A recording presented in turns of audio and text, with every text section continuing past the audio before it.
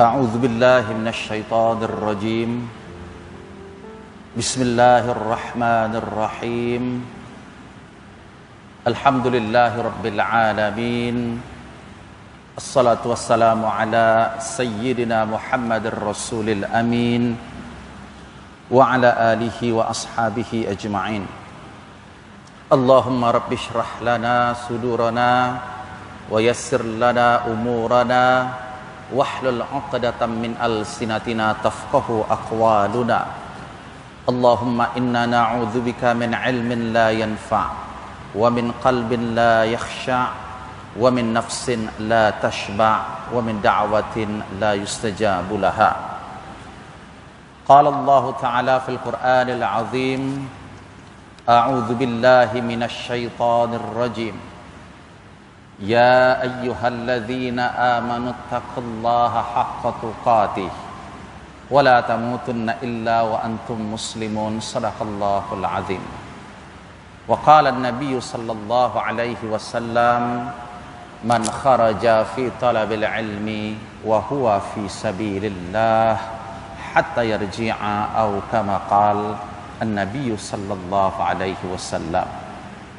Yang saya muliakan Tuan Imam Masjid Al-Bukhari Hafizakallah, dan yang saya muliakan ahli jawatan kuasa, para asatidz, al-ustadzat, a'azzakumullahu jami'an, serta yang saya muliakan tuan-tuan dan puan-puan muslimin dan muslimat rahimakumullahu ta'ala jami'an.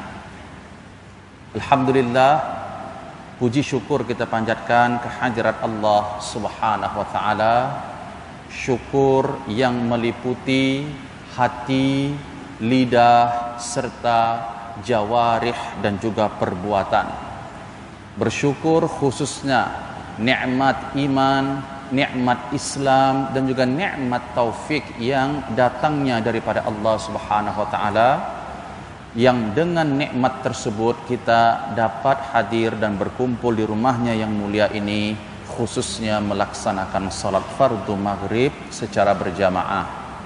Dan marilah kita memohon, berdoa kepada Allah Subhanahu wa taala agar setiap ibadah yang kita kerjakan, khususnya salat fardu maghrib yang baru ditunaikan, ianya mendapat taufik serta diterima oleh Allah Subhanahu wa taala. Amin ya rabbal alamin. Tuan-tuan dan puan-puan yang dirahmati Allah, kita masih lagi membicarakan tentang wasiat Rasulullah sallallahu alaihi wasallam berkenaan dengan wajib bagi setiap hamba ini menjauhi salah satu sifat yang tercela, yaitu bakhil. Dan pada minggu sebelumnya sudah kita sebut jenis-jenis kedekut, jenis-jenis bakhil, kategori-kategori bakhil di dalam Islam. Di antaranya seseorang disebut, dihukumkan sebagai orang yang bakhil dan kedekut dalam Islam apabila ia tidak menunaikan kewajiban yang telah difardukan oleh Allah. Kemudian seseorang juga dikategorikan bakhil di dalam Islam apabila ia tidak membantu orang-orang yang fakir, orang-orang yang miskin, dan juga termasuk tidak mahu membantu keluarga yang pada saat itu memerlukan. Kemudian juga daripada kategori bakhil dan kedekut ini juga mereka yang bakhil daripada bersalawat kepada Rasulullah SAW, khususnya ketika mana mereka mendengar Nabi Muhammad SAW. Dan juga termasuk kategori bakhil adalah manusia ataupun seseorang yang susah, yang berat sangat lidah dia nak mengucapkan salam ketika mana berjumpa dengan sesama umat Islam. Begitu juga kategori bakhil yang sudah kita sebutkan sebelumnya.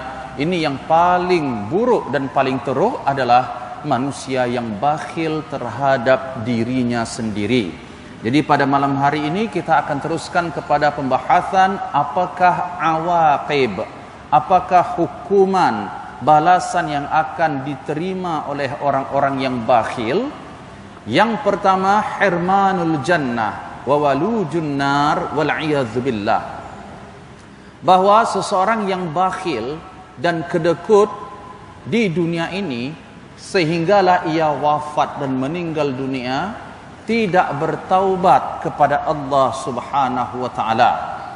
Jadi tuan-tuan yang dirahmati Allah, kita perlu ingat sebagai manusia biasa yang pastinya setiap manusia ini, kata Rasulullah, kullu ibni Adam khata', pasti melakukan dosa dan maksiat, pasti melakukan kesalahan.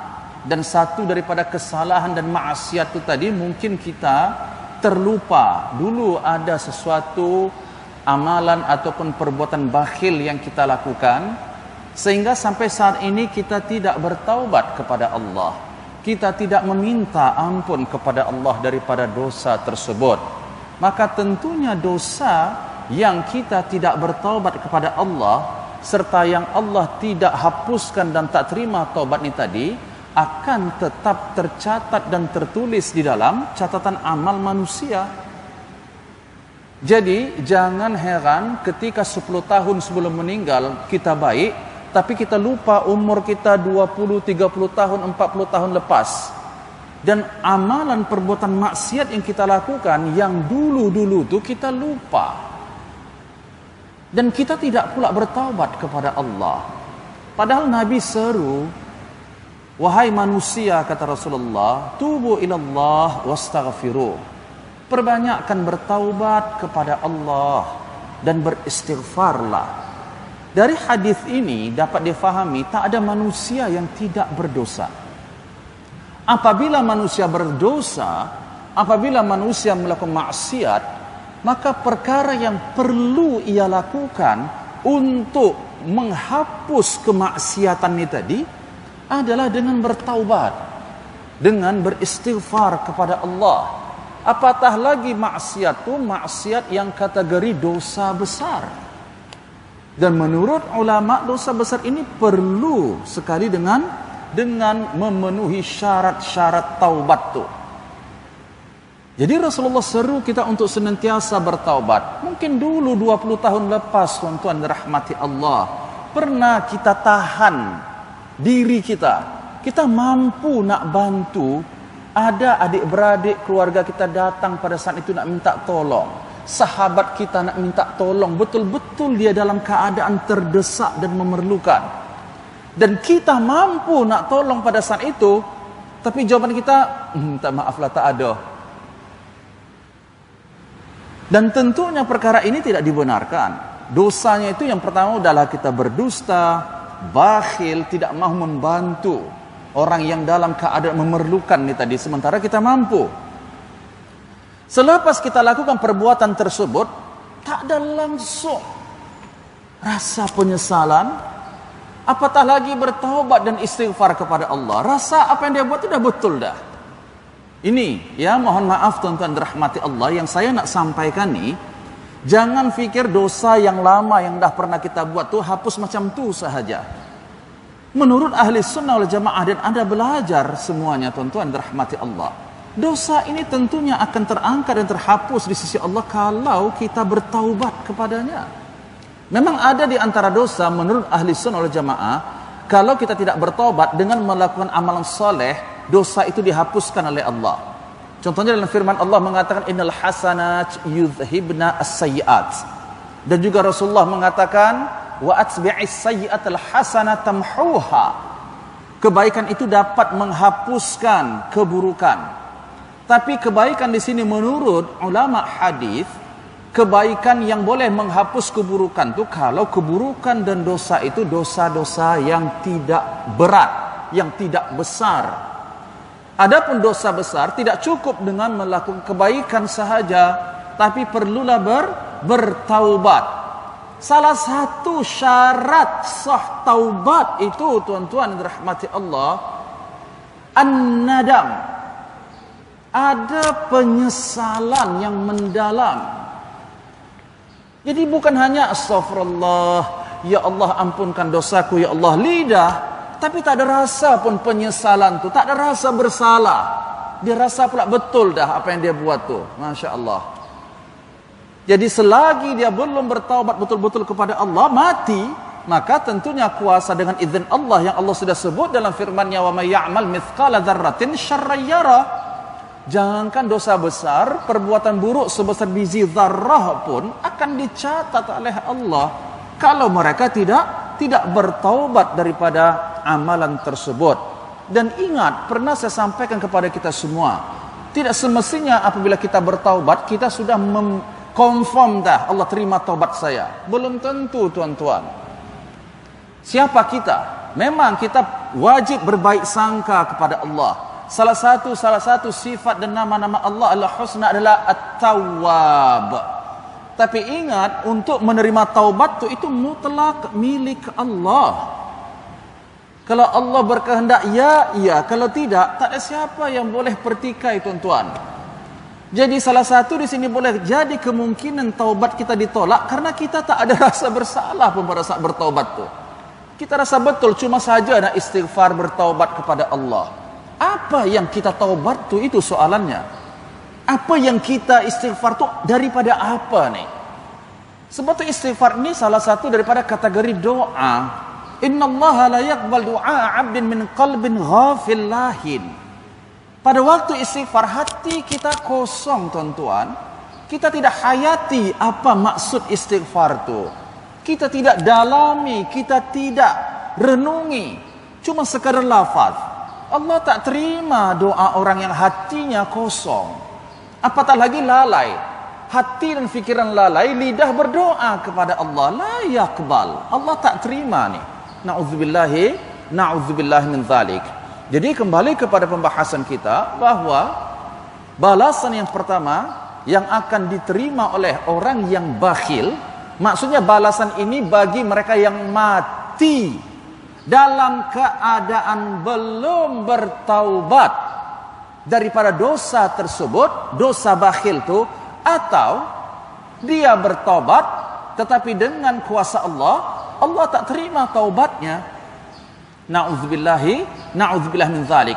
Seperti yang selalu saya sebut di introduction, awal mula nak kelas, mohon kita selalu kepada Allah agar supaya ibadah dan amalan kita ini diterima oleh Allah. Ini bermakna, tuan-tuan, jangan berfikir setiap kebaikan memang Allah kata Allah balas pasti.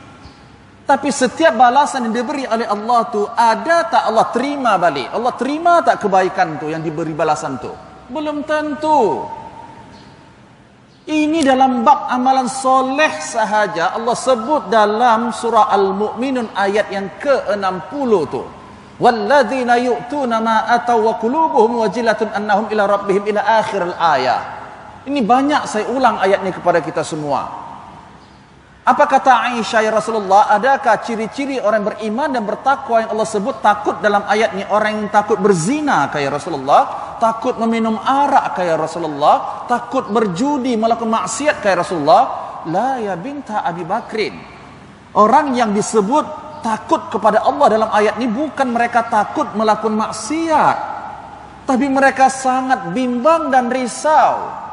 Sebab mereka adalah orang-orang yang soleh, orang-orang yang solat, berpuasa, bersedekah, tapi dalam masa yang sama mereka bimbang dan risau. Adakah amalan ini sampai dan diterimakah oleh Allah Subhanahu wa taala? Itu sudah tentu amalan baik, tuan-tuan. Apatah lagi taubat. Ini perlu sekali pengulangan, perlu diulang, perlu mohon kepada Allah. Sampai bila? Sampai mati. Sebab kita tak tahu sejauh mana taubat kita ini diterima atau tidak oleh Allah. Memang kita tidak dibenarkan berputus asa. Qul ya ibadiyalladzina asrafu ala anfusihim la taqnatu min rahmatillah. Ayat ini menegaskan kepada kita, katakan wahai Muhammad, kata Allah, kepada siapa? Kepada hamba-hambaku yang melampaui batas, yang melakukan maksiat kepadaku, kata Allah, la taqnatu. Jangan sekali-kali mereka berputus asa daripada rahmatku. Salah satu rahmat Allah tadi, Allah penerima taubat dan menghapuskan dosa. Kita dituntut untuk tidak putus asa. Tapi ayat ini tidak mengatakan ada jaminan kalau kamu begini, confirm dah. Sebab itu kembali semuanya kepada ilmu Allah dan bergantung keikhlasan orang yang taubat tu. Dia taubat kepada Allah tapi sombong, tapi angku, bagaimana Allah nak terima taubat tersebut.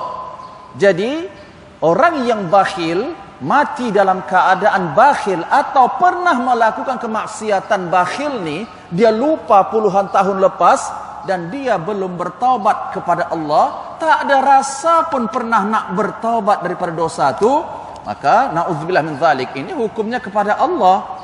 Balasan orang yang tidak bertaubat daripada dosa bakhil ni adalah mereka diharamkan, dilarang bagi mereka ini masuk ke syurga Allah.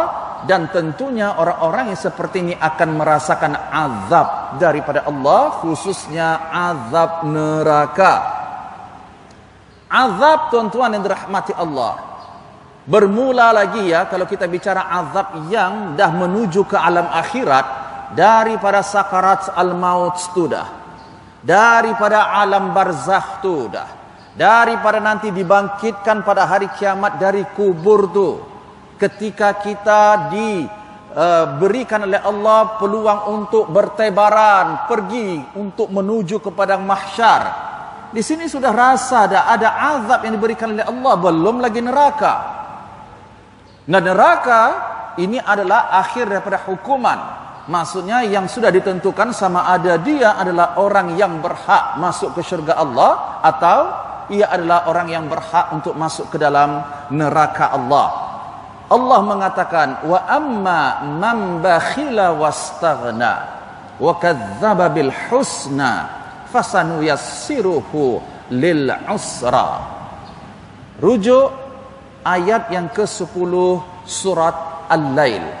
Surah Al-Lail. Ini surah sebelum Wadduha.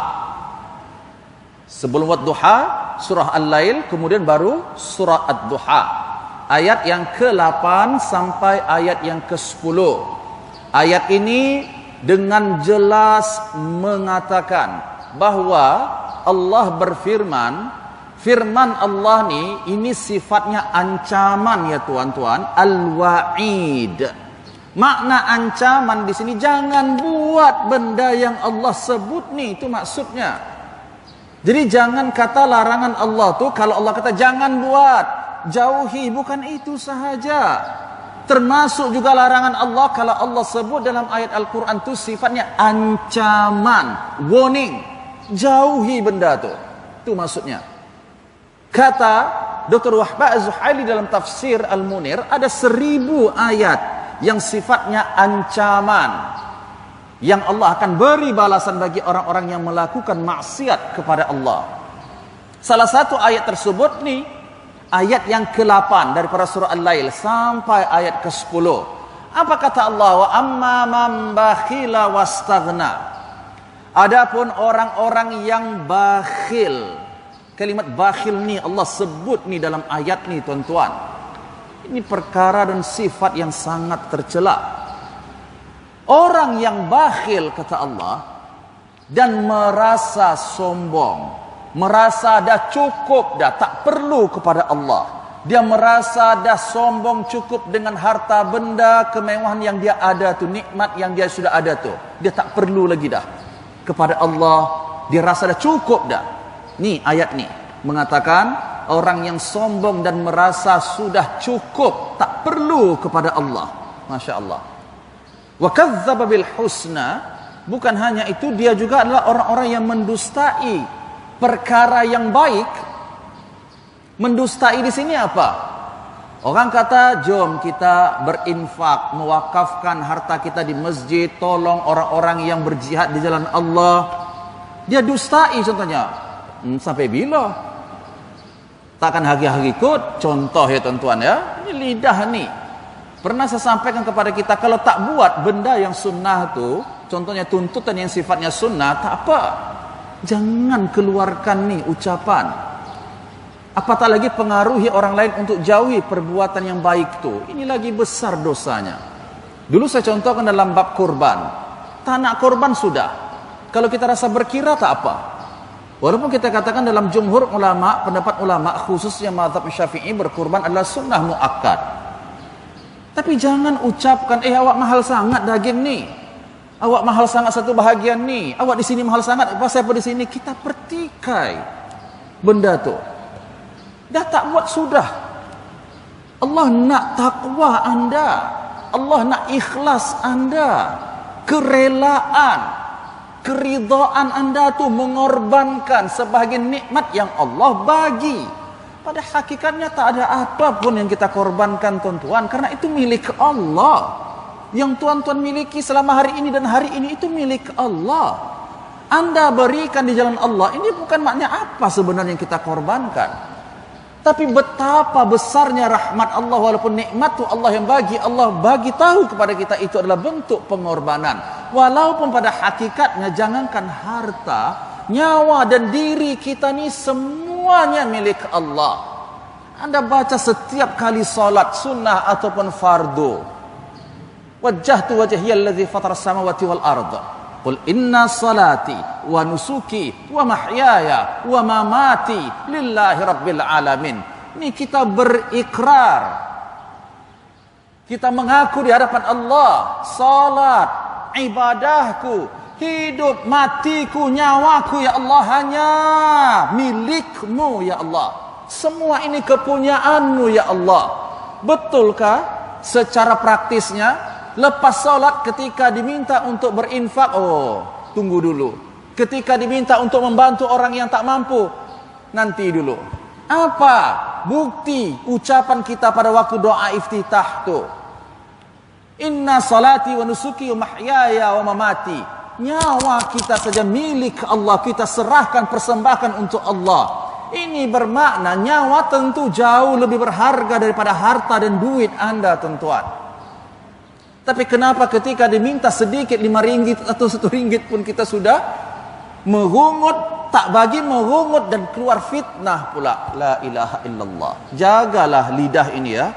Jadi, kata ulama, maksud daripada ayat yang ke-10, orang yang bakhil, yang merasa sombong dengan apa yang dia punya dan mendustai perkara yang baik, perkara yang benar, maka orang-orang yang seperti ini akan dimudahkan nanti bagi Allah untuk mendapatkan kesusahan, khususnya di hari kiamat.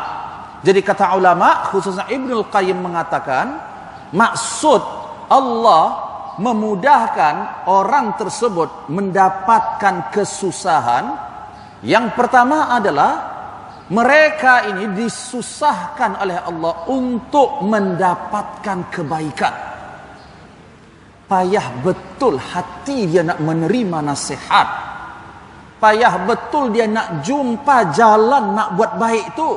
Tertutup sahaja kebaikan tu. Payah dia nak jumpa.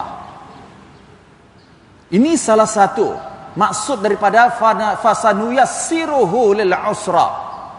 Dengan kata lain, kalau dia dah susah nak melakukan sebab-sebab kebaikan, nak jumpa perkara-perkara yang menjadikan dia baik, maka orang seperti ini, hati dia, lidah dia, fizikal dia, niat dia mesti secara umumnya buruk belaka. Sebab tu jangan heran ada orang yang suka buruk sangka sahaja. Hati ini. Dan ini rupanya terbukti dengan apa yang disebut oleh Rasulullah. Thalatha lam taslam hadhihi al-ummah. 3 benda, 3 sifat, 3 perbuatan yang sukar sekali umatku selamat daripadanya. Daripada 3 tersebut kata Rasulullah, yang pertama al-hasad, jealous, dengki. Ini payah betul ni nak dikontrol dan nak dijaga oleh hamba Allah ni. Yang kedua, adzan, berburuk sangka. Ni payah betul nak hilang. Kadang-kadang kita katakan kita sudah solat, kita melakukan kebaikan, tapi sifat buruk sangka. Kadang-kadang kita buruk sangka ni kepada orang tua kita sendiri, kepada pasangan kita sendiri, kepada anak-anak kita sendiri, kepada menantu cucu kita sendiri. Kita jangan cerita orang lain dulu. Dalam keluarga kita sendiri pun kita ada banyak buruk sangka. Ini suami saya kenapa tak balik lagi ini? Ini mesti ada sesuatu nih, contohnya istri saya nih, kenapa nih senyap saja? Kita pun dah menyangka-nyangka dah. Apakah tidak tercatatkah buruk sangka itu, tuan-tuan? Buruk sangka ini satu dosa. Ya ayyuhalladzina amanu ijtanibu katsiran minadh-dhanni inna ba'dadh-dhanni itsmun, kata Allah. Sedikit saja buruk sangka itu sudah dosa di sisi Allah. Dan sedusta-dusta perkataan di dalam hati khususnya adalah buruk sangka. Dengan kata lain Rasulullah mengatakan iyyakum wa adh-dhann fa inna adh-dhanna akdzab al-ahadits. Ini maknanya kita dituntut untuk senantiasa positive thinking, berbaik sangka. Maknanya kita nahkum bidzawahir. Kita dituntut untuk menghukum sesuatu ini tadi daripada zahir tu. Bukan daripada syak wasangka di dalam batin orang tu, karena tak ada siapa pun yang tahu. Hanya wallahu yatawallas sarair. Allah saja yang tahu hati dalam manusia ini. Kadang kita nampak di luarnya orang ini memang buruk, ternyata dalam hati dia tidak seperti apa yang kita lihat, tuan-tuan. Sebab tu jangan judge sesuatu itu by covernya. Betul tak, tuan-tuan? Jadi kena isi buku itu dibaca betul-betul, jangan hanya cover saja. Tak okey ni. Tengok betul-betul. Hayati dulu isi yang kita baca tu. Jadi kita memperhatikan orang lain pun seperti itu. Tak kira dia adik-beradik kita, ke keluarga kita, orang lain. Jangan letakkan buruk sangka ni, ini muslihat syaitan. Tak pasal-pasal jadi catatan keburukan, tuan-tuan. Saya yakin dan pasti kita semua pasti nak bersih ketika meninggalkan dunia ini. Tapi bayangkan setiap hari buruk sangka ni selalu saja kita lakukan. Itu baru dosa buruk sangka, tuan-tuan. Belum lagi saya katakan dosa mengumpat dan lain sebagainya. Mampukah amal ibadah kita yang kita buat selama hari ini untuk mengcover ataupun menghapus dosa-dosa ni? Saya katakan sekali lagi, dosa besar khususnya ini perlu dan wajib dengan taubat nasuha. Taubat nasuha. Taubat ini khususnya adalah amalan yang dituntut melalui hati. Itu yang salah satunya syarat sah taubat tadi, menyesal. Al-i'tiraf, mengaku perbuatan kita tu salah, mengaku. Itu maksudnya. Dan berazam, saya tak akan buat dah. Berazam, kita tinggalkan serta-merta. Dan dalam masa yang sama kita merasa takut dengan ancaman dan azab Allah. Masa kita bertaubat tu kita bayangkan dan kita rasakan betapa dahsyatnya azab dan kemurkaan Allah. Ini perlu ada, kata Al-Imam Al-Ghazali, ketika mana kita bertaubat. Jadi yang pertama, maksudnya seseorang yang bakhil, yang merasa sombong, sudah rasa cukup dah, tak perlu kepada orang lain, tak perlu kepada Allah dah. Dia rasa dah cukup perfect dah. Dan dia juga mendustakan perkara yang benar. Maka ada dua keburukan yang akan dimudahkan oleh Allah bagi hamba ni, kata Ibnu Al-Qayyim. Keburukan yang dimudahkan oleh Allah yang pertama adalah tertutup jalan dan pintu kebaikan di mata hati dan mata yang ada di muka ni. Kata Khalid bin Mu'adz dalam tafsir At-Tabari, mata penglihatan manusia ini ada 4. 2 mata untuk dia melihat bab dunia, untuk dunianya. 2 lagi mata ainul absar, itu absar al-qalbi, mata hati. Ini untuk melihat akhirat. Tetapi manusia yang tidak ada ilmu, tentunya mereka abaikan 2 mata penglihatan yang untuk kebaikan akhirat ni tadi. Selalu dia ukur segala sesuatu itu dengan penglihatan duniawi sahaja. Sebab tu ulang sekali lagi kepada kita semua, menuntut ilmu agama Allah ni bukan sesuatu perkara yang boleh anda compromise, anda boleh tawar-menawar. Tak. Kalau saya katakan jangan makan 3 hari, boleh tuan-tuan? Oh, mana boleh, itu kan keperluan hidup. Tuan-tuan jangan tidur di atas tempat tidur di rumah tuan yang ada atap. Oh, mana boleh, saya tak boleh kena panas, tak boleh kena hujan. Tapi kenapa pada waktu majelis ilmu, jom kita majelis ilmu, oh tak apa, dulu, besoklah, lusa, nanti. Ruh kita perlu ilmu, ruh kita perlu makan, tapi kita abaikan. Wal'iyadzubillahi wal'iyadzubillah min dzalik. Yang kedua, an yahula bainahu wa bainal jaza' al-aisar kama hala bainahu wa baina asbabi. Orang yang bakhil dan merasa sombong dengan apa yang dia miliki ini, maka Allah akan halangi dia untuk mendapat balasan kebaikan. Mana sukar dia nak melakukan amal ibadah, yang amal ibadah ni balasannya adalah kebaikan. Dengan kata lain, dia payah nak berbuat baik. Payah betul dia nak berbuat baik, nak mendapat balasan yang mudah. Contohnya pada hari kiamat. Ini kan kita yakin dalam firman Allah, Maliki Yaumiddin. Kalau kita betul-betul hayati ini ayat Maliki Yaumiddin, sedarlah kita. Memang mahkamah dunia ini sukar kita nak dapatkan betul-betul adil dan perfect, tuan-tuan. Bahkan takkan mungkin. Karena yang perfect, yang sempurna hanya mahkamah Allah sahaja. Jangan berkecil hati.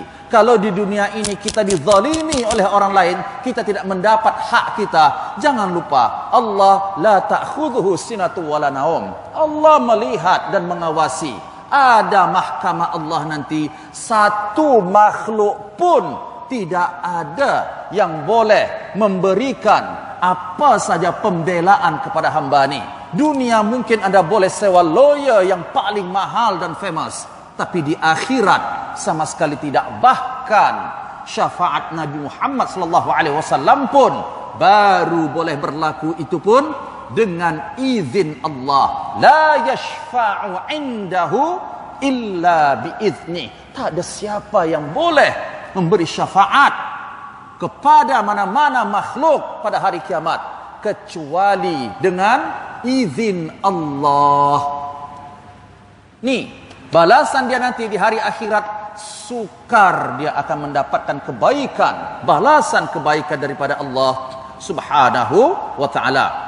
Yang kedua, balasan dan hukuman bagi orang yang bakhil dan kedekut, khususnya mereka yang mati tidak bertaubat daripada perbuatan dosa ni tadi, adalah al-halak wa nuzul al-uqubah.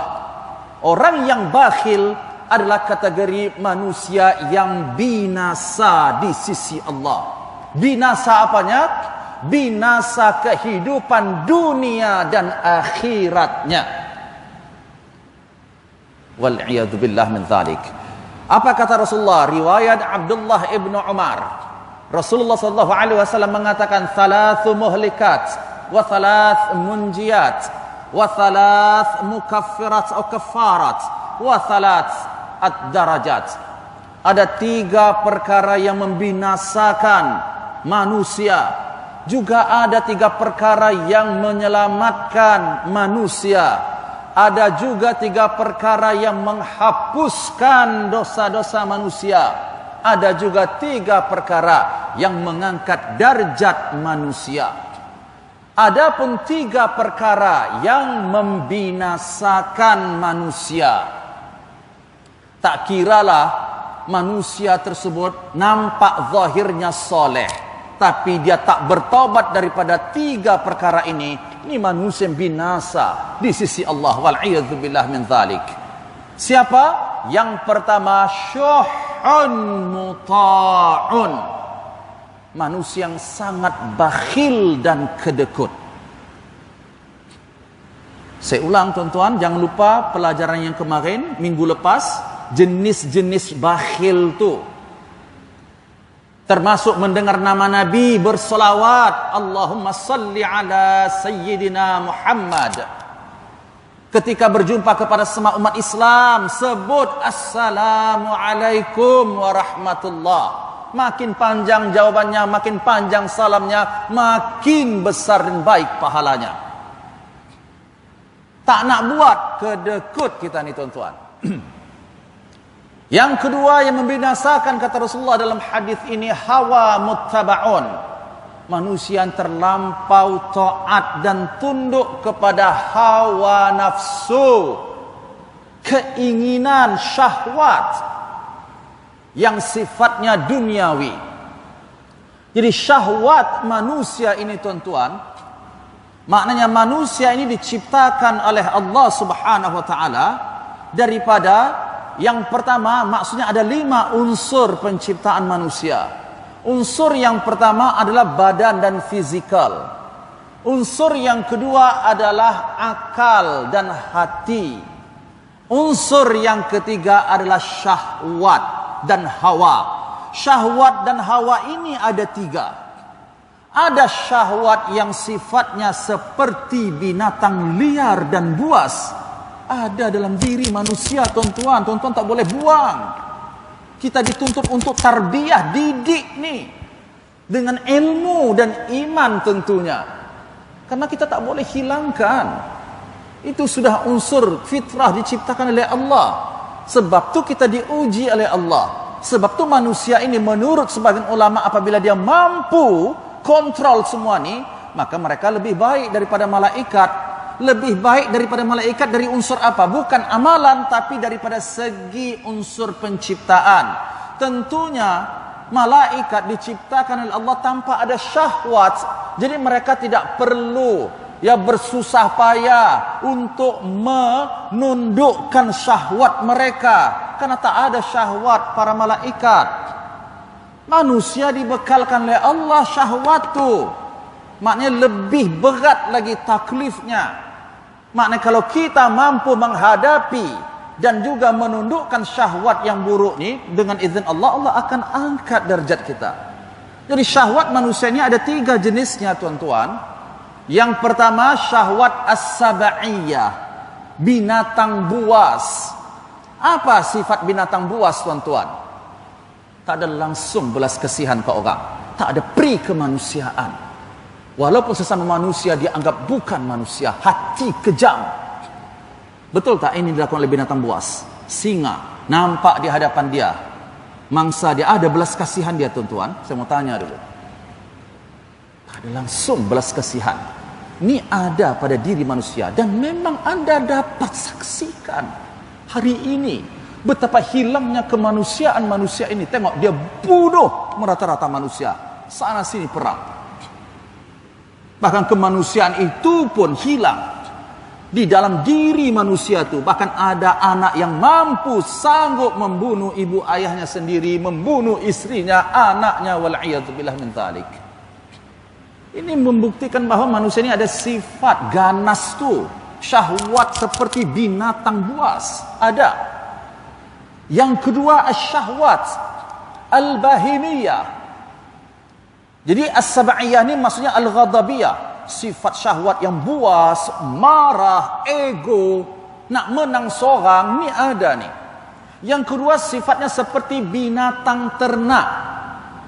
Bagaimana sifat binatang ternak tuan-tuan? Tuan-tuan bacalah ayat Al-Quran 30 juzuk, berdakwalah dekat telinga lembu. Dia faham tak tuan-tuan?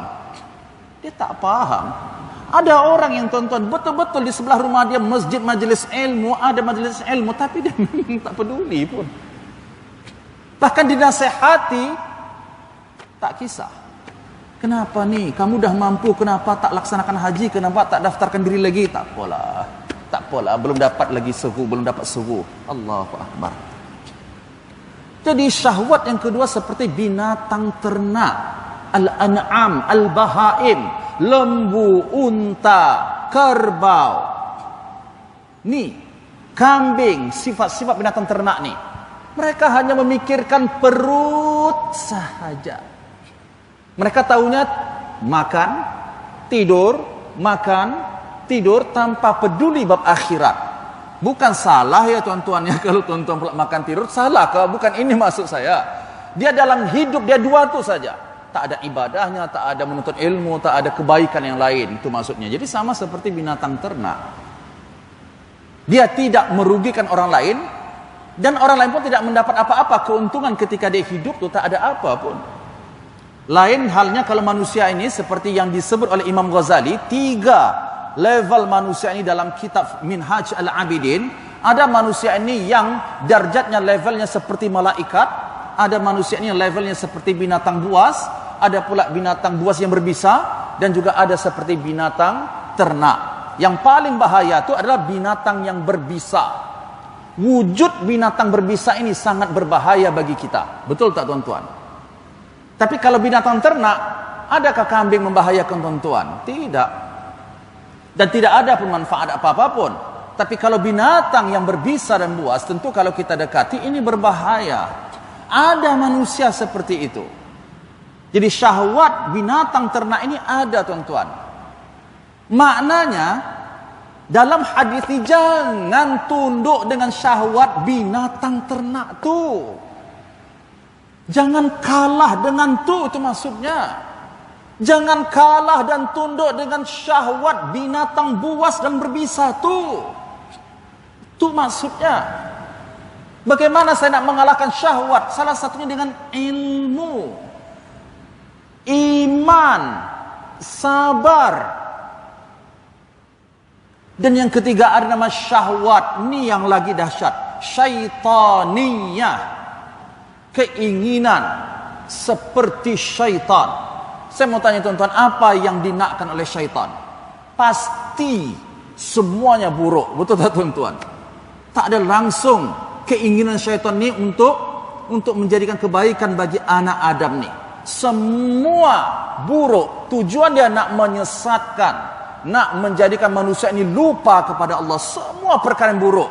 Ada tak manusia seperti ini? Ada tuan-tuan. Ada yang syahwatnya seperti itu. Dalam hati dia kalau boleh, dia nak bawa orang lain buat buruk sahaja. Dia tak suka benda-benda yang baik. Kalau ada orang nak buat baik, dia halang. Dia halang. Syaitan, dia halang tak tuan-tuan nak melakukan kebaikan. Demi Allah saya katakan tuan-tuan, jangan fikir dah selepas solat maghrib, anda duduk di majlis ilmu ni, oh anda sudah bebas daripada iblis dan syaitan. Apa kata sumpah iblis dalam hadis Al-Qudsi? Wa izzatuka wa jalalik ya Rabb, inni la abrahu an ughwiya ibadak ma damat arwahuhum fi ajsadihim.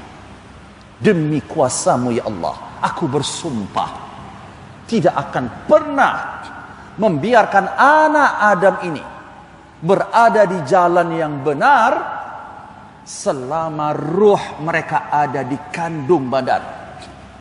Maknanya orang yang sekarat nak meninggal pun masih lagi ada ruhnya, masih lagi mendapat gangguan dan ancaman daripada syaitan dan iblis tuan-tuan. Dia tak dapat menggagalkan anda solat. Caranya dia jauhi anda daripada khusyuk solat tu. Ini namanya satu daripada iblis yang ditugaskan untuk menghasut dan memusnahkan khusyuk orang-orang yang salat. Ini namanya khanzab. Sebab itu pada waktu salat, ketika kita rasa tak khusyuk, ini pernah direport oleh seorang sahabat bertanya kepada Rasulullah, kenapa Rasulullah susah betul saya nak khusyuk dalam salat ni? Zaka khanzab. Itu adalah syaitan yang bernama khanzab yang sedang mengganggu kamu tu, sukar kamu nak khusyuk.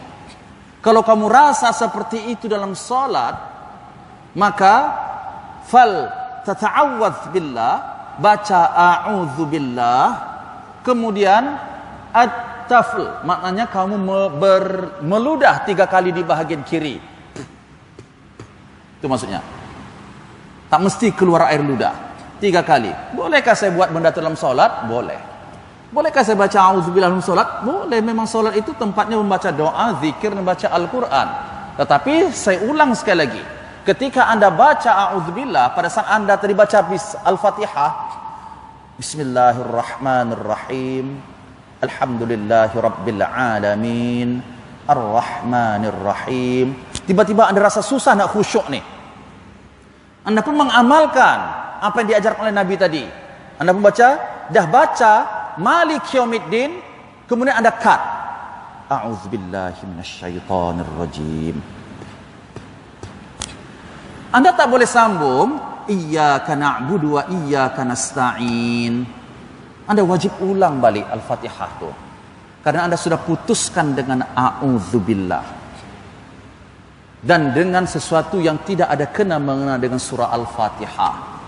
Ini bermakna kalau Anda teruskan, Anda membaca surah Al-Fatihah hanya 3 ayat sahaja. Ayat Bismillah Anda tak baca, Alhamdulillah tak baca, Ar-Rahman Rahim Anda tak dihukumkan dibaca, dan juga Malik Yaumiddin. 4 daripada 7 ayat Anda tinggalkan. Sebab itu tidak sah Al-Fatihahnya, tak sah lah solatnya. Ini penting ya dalam bab fiqahnya juga tuan-tuan yang dirahmati Allah. Jadi, hawa muttaba'un.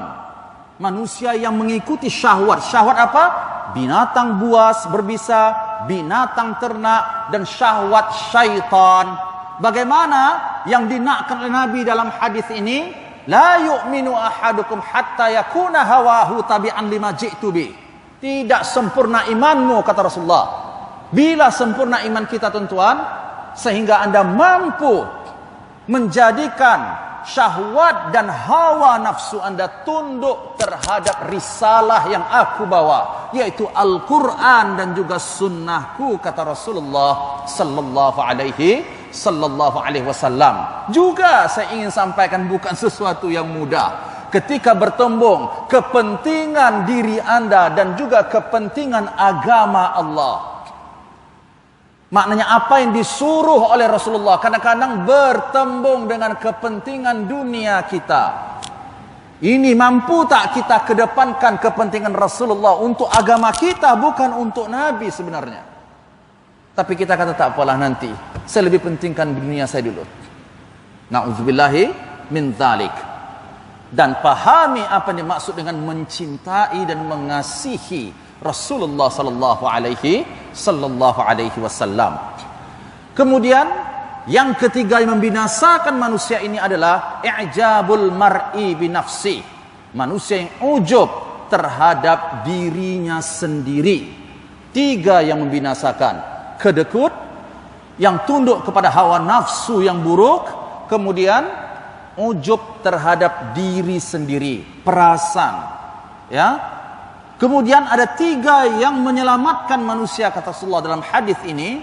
Al-adlu fil ridha wal ghadab. Mereka yang adil, sama ada pada waktu dia marah ataupun pada waktu dia tenang.